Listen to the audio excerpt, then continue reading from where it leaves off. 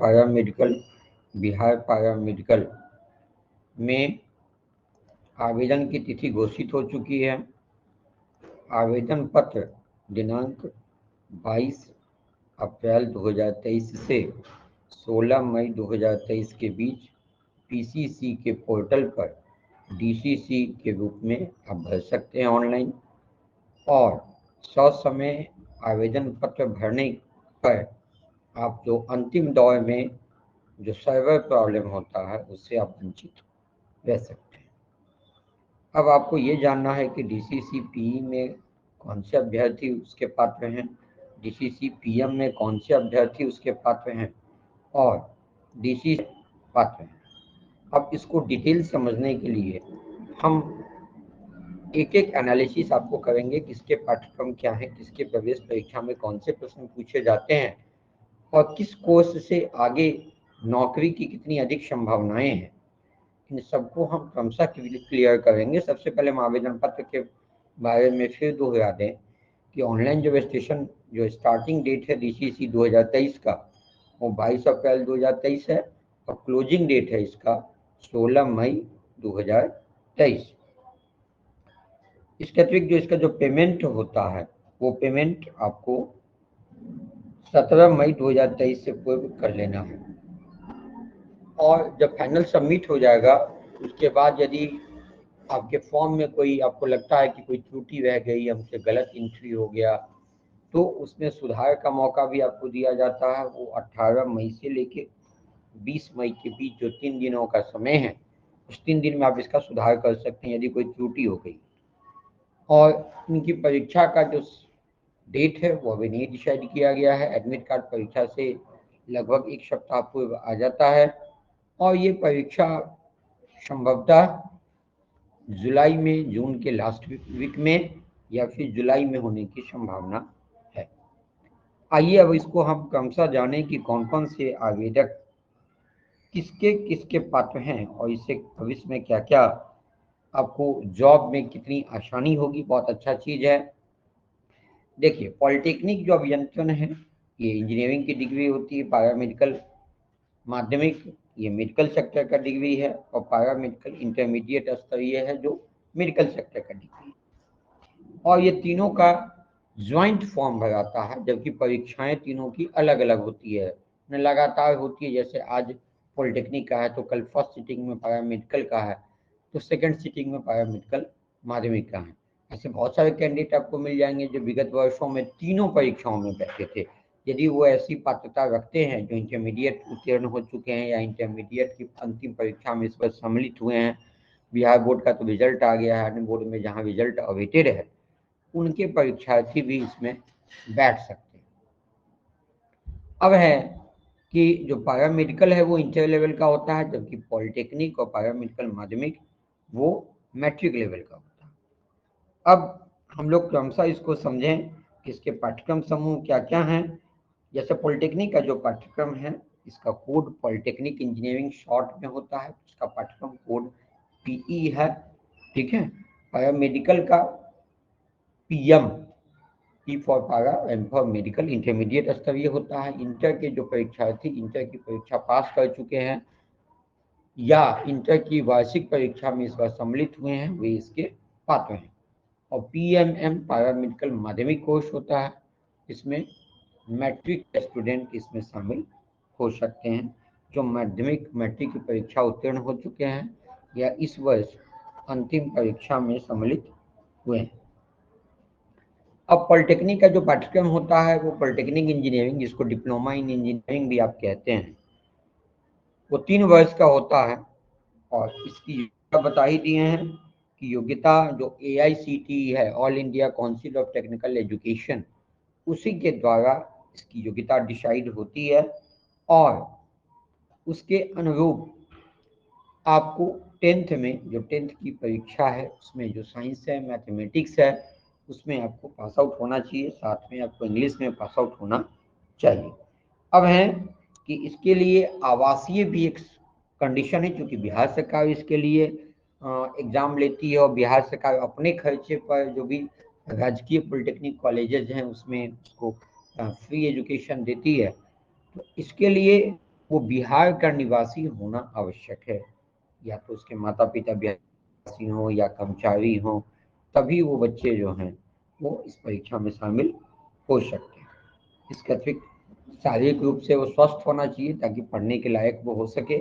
और इसमें आयु की कोई गणना नहीं है। बहुत सारे कैंडिडेट आपको मिलेंगे जो ग्रेजुएशन करने के बाद भी, देखिए ग्रेजुएशन कोई टेक्निकल कोर्स है, उसके बाद बहुत उनको कोई जॉब अपॉर्चुनिटी नहीं मिला, तो वो फिर पॉलिटेक्निक के एग्जाम में बैठे, पॉलिटेक्निक निकाल लिए, फिर 3 साल का डिप्लोमा कर लिए, फिर जॉब में गए। तो इसके लिए आयु की कोई सीमा नहीं है। अब आपको हम बताएंगे कि इसमें कौन कौन से सब्जेक्ट पूछे जाते हैं और इसके कॉलेजेस कितने हैं, कहाँ कहाँ हैं और कितने सीट्स हैं, कौन कौन सा ट्रेड है।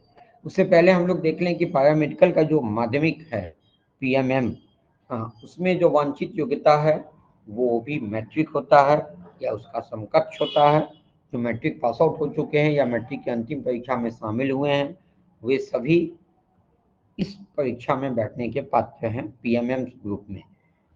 इसका जो पाठ्यक्रम वो ड्रेसर का होता है, प्राध्यापक जिसको हिंदी में कहते हैं आप, और इसका अपॉइंटमेंट पीएससी, सदर हॉस्पिटल, कॉलेज, मेडिकल कॉलेजेस में ड्रेसर के पद पर होता है। काफ़ी वैकेंसी जिसमें भी आती रहती है, ठीक है। इसके लिए भी जो वांछित आवासीय योग्यता है वह यही है, वह बिहार राज्य का स्थायी निवासी होना चाहिए या उसके पिता यहाँ के सरकारी कर्मचारी होना चाहिए।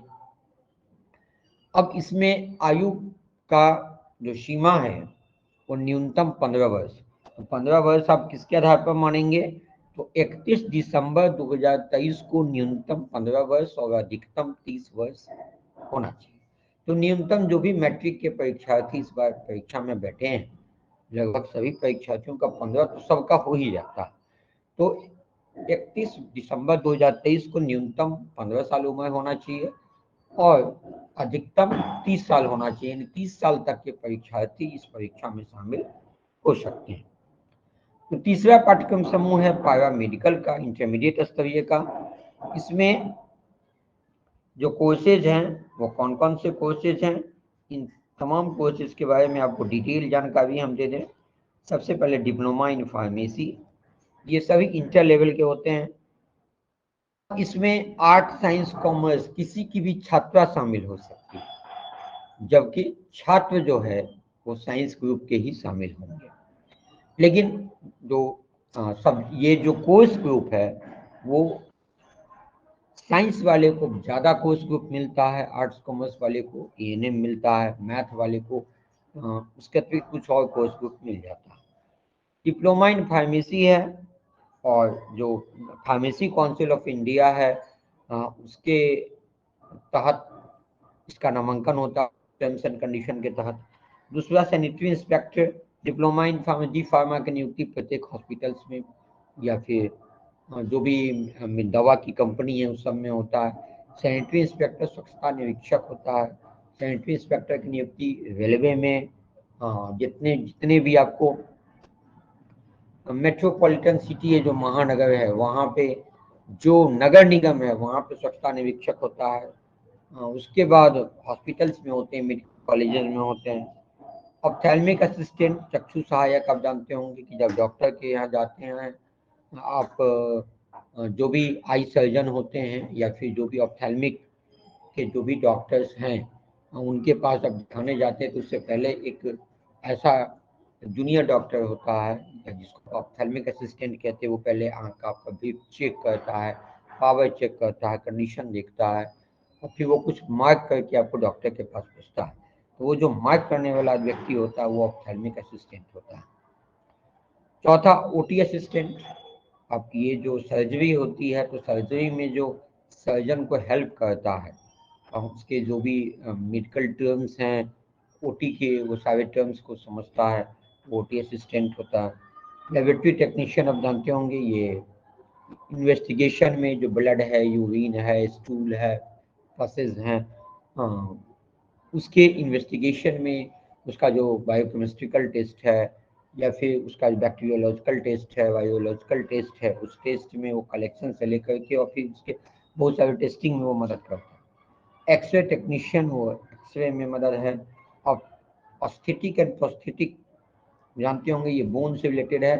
हाँ, ये बोन में बोन और जॉइंट पेन से रिलेटेड है। उसका जो भी उपकरण वगैरह आता है, उपकरण वगैरह बनाना सब में उसका काम है। स्टाफ ग्रेड ए नर्स, है ना, ये जीएनएम इसी को आप कहते हैं, स्टाफ ग्रेड ए नर्स। ये जीएनएम ये सिर्फ महिलाओं के लिए है और इसमें सिर्फ बायोलॉजी ग्रुप की लड़कियां जा सकती है। एएनएम नर्सिंग यह भी सिर्फ महिलाओं के लिए बिहार में है ना। बहुत सारी अवधारणा है कि जीएनएम में बॉयज भी जा सकता है, नहीं, बिहार में जीएनएम और एएनएम दोनों फुल्ली लड़कियों के लिए आरक्षित है, इसलिए लड़के इसमें नहीं जा सकते। एएनएम इसमें आर्ट साइंस कॉमर्स किसी के भी स्टूडेंट्स जा सकते हैं, ठीक है, लेकिन सिर्फ महिला जाएगी। डेंटल मैकेनिक्स या दांत से रिलेटेड हो गया तो कृत्रिम दांत वगैरह बनाता है। और डेंटल हाइजीनिस्ट का हुआ कि दांत की सफाई करने होगा। तो ये पाठ्यक्रम है जो पैरामेडिकल में रखे गए हैं। अब पैरामेडिकल के जो पाठ्यक्रम है इसकी योग्यता क्या है, तो डिप्लोमा इन फार्मेसी के लिए फिजिक्स, ठीक है, और केमिस्ट्री और इंग्लिश तो चाहिए। इसके अतिरिक्त आप इधर मैथ लिए हुए हैं या बायोलॉजी लिए हुए हैं, यानी पीसीबी ग्रुप है फिर भी आप इसके पात्र हैं, पीसीएम ग्रुप है फिर भी आप इसके पात्र हैं, ठीक है। लेकिन फिजिक्स केमिस्ट्री और इंग्लिश मस्ट है, वो तो आता ही है। और यदि आपका पीसीएमबी ग्रुप है, फिजिक्स केमिस्ट्री मैथ और बायो चारों है, यानी आप बायोलॉजी लिए मैथ एक्स्ट्रा में लिए या मैथ लिए बायोलॉजी एक्स्ट्रा में लिए, फिर भी इसके आप पात्र तो हैं ही, ठीक है। जीएनएम जो है जनरल नर्सिंग एंड मिडवाइफरी, जिसको विस्तृत रूप में बोलते हैं, ये इसमें वही लड़कियां जा सकती है, सिर्फ लड़कियों के लिए जो फिजिक्स केमिस्ट्री और बायोलॉजी ग्रुप की है। और उसमें फिजिक्स केमिस्ट्री और बायो में टोटल मिला के 40% मार्क्स उसको कम से कम होना चाहिए। फिजिक्स केमिस्ट्री बायोलॉजी को ऐड कर दें तो 40% मार्क्स हो और इंग्लिश में पास हो, और तो वो बच्ची जीएनएम के लिए एलिजिबल है। साथ में जो SC/ST छात्राएं हैं उसको 5% रिबेट है, यानी वो 35% अंकों से भी पास है तो जीएनएम में जा सकती है। इसके अतिरिक्त जो इंटरमीडिएट वोकेशनल कोर्स से जो पास की है ना, वोकेशनल जो नर्सिंग कोर्स होता है, एएनएम जो की है, वो भी बच्ची इसमें जा सकती है जीएनएम में, वो भी इसी एग्जाम के थ्रू जीएनएम में जा सकती है। और एएनएम कोर्स के लिए जो योग्यता है वो किसी भी संकाय में, आर्ट्स हो, साइंस हो, कॉमर्स हो, किसी भी संकाय में 10+2 होना चाहिए, इंटरमीडिएट होना चाहिए, ठीक है। और उसका जो प्राप्तांक होना चाहिए वो 40% होना चाहिए, ठीक है। ये आर्ट्स से हो तो आर्ट्स में 40% होना चाहिए, कॉमर्स से है तो कॉमर्स में 40% होना चाहिए, साइंस में है तो साइंस में 40% होना चाहिए, और साथ में इंग्लिश में इसको भी पास आउट होना चाहिए। शेष जो भी पाठ्यक्रम आप देख रहे हैं कि एनएम जीएनएम को छोड़ के और डीप फार्मा को छोड़ के सैनिटरी इंस्पेक्टर, ऑस्थेटिक प्रोस्थेटिक, वो सभी फिजिक्स केमिस्ट्री बायोलॉजी और इंग्लिश से उत्तीर्ण होना चाहिए, ठीक है। अब हम लोग आते हैं जो डेंटल मैकेनिक्स या डेंटल हाइजीनिस्ट है, ठीक है, उसमें भी अंग्रेजी विषय के साथ उत्तीर्ण होना चाहिए। इसमें कोई मार्क्स का ये नहीं है कि 40% मार्क्स होना ही चाहिए, ठीक है। अब आवासीय में इसमें भी वही चीज है कि वो बिहार राज्य का निवासी होना चाहिए या उसके माता पिता बिहार राज्य के सेवक हों, सरकारी सेवक हों।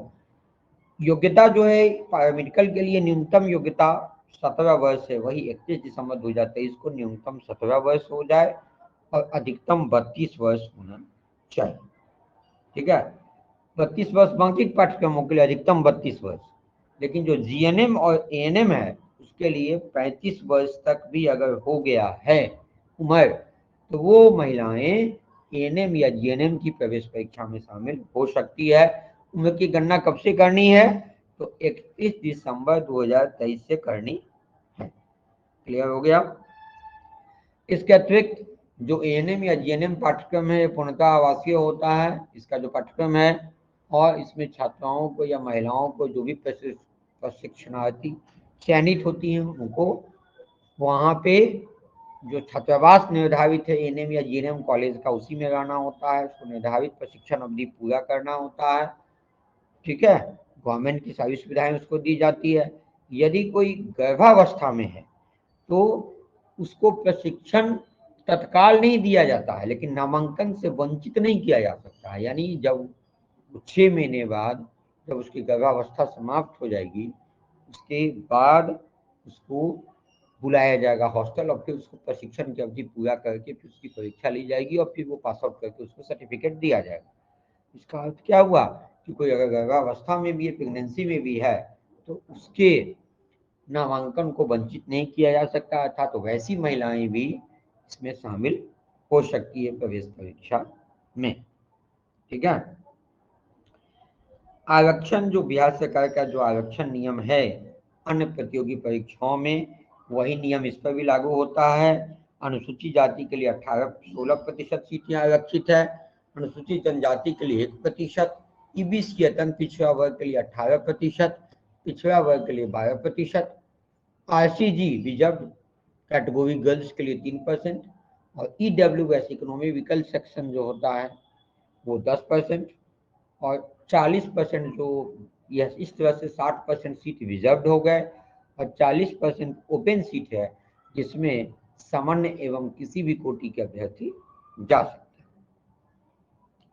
अब हम लोग यह देखें कि जो दिव्यांग अभ्यर्थी है उनके लिए भी निर्धारित जो जिस कोटि में आते हैं उस कोट में निर्धारित सीट के अनुरूप उनको छूट दे। ठीक है।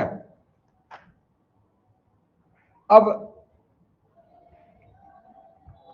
इसके अतिरिक्त अब हम लोग आते हैं कि इसमें कौन कौन से प्रश्न पूछे जाते हैं, किस किस तरह के प्रश्न पूछे जाते हैं, प्रवेश परीक्षा का पाठ्यक्रम क्या होता है। तो सबसे पहले हम लोग आते हैं कि जो पॉलिटेक्निक इंजीनियरिंग है, तीनों का पाठ्यक्रम थोड़ा भिन्न भिन्न है। जो पॉलिटेक्निक का पाठ्यक्रम है उसमें फिजिक्स से 30 क्वेश्चन होते हैं, केमिस्ट्री से 30 क्वेश्चन और मैथ से 30 क्वेश्चन। इस तरह से कुल 90 क्वेश्चन होते हैं और एक क्वेश्चन 150 एक क्वेश्चन 5 अंक का होता है।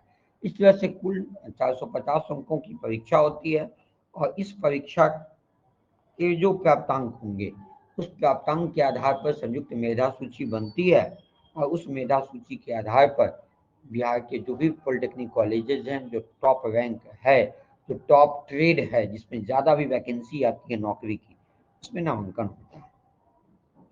अब हम लोग आते हैं जो पैरामेडिकल का जो प्रश्न पत्र है उसका जो क्या प्रारूप होता है।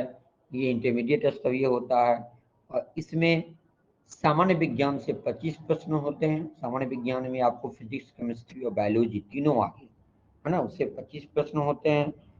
अंकगणितीय योग्यता यानी मैथमेटिकल एप्टीट्यूड, यानी आप जो व्यावसायिक गणित बनाते हैं, अब विद्यासागर गणित वगैरह देखे होंगे, संख्या पत्ती, लसम, सब भिन्न, दशमलव भिन्न, अनुपात, समानुपात, औसत, क्षतिमिति, प्रायिकता, ये सभी अंकगणितीय योग्यता में आ जाता है। तो अंकगणितीय योग्यता से 15 प्रश्न होते हैं। हिंदी जो व्याकरण के हैं उनसे 15 प्रश्न, अंग्रेजी से 15 प्रश्न और सामान्य ज्ञान से जीके से 20 प्रश्न होते हैं। इस तरह से कुल 90 प्रश्नों की परीक्षा होती है पैरामेडिकल जांच परीक्षा के लिए। और इसमें भी एक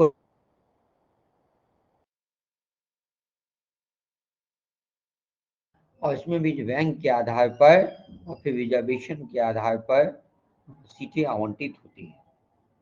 अब हम लोग पैरामेडिकल माध्यमिक का जो प्रश्न पत्र प्रारूप है वो देख लें कि इसमें फिजिक्स से 20 क्वेश्चन, केमिस्ट्री से 20 क्वेश्चन, मैथ से 10 क्वेश्चन, बायोलॉजी से 10 क्वेश्चन, हिंदी से 10 क्वेश्चन, इंग्लिश से 10 क्वेश्चन और जीके से 10 क्वेश्चन, अर्थात इसमें भी 90 प्रश्न होते हैं और 90 प्रश्न, इसमें भी प्रत्येक प्रश्न 5 अंकों का होगा। 450 अंकों की संयुक्त मेधा सूची बनेगी और इस पर जो भी आप प्राप्त अंक आपको आएंगे उसके आधार पर आरक्षण के अनुरूप आपका सीट आवंटन होगा यदि आप अच्छा रैंक लाते हैं तो।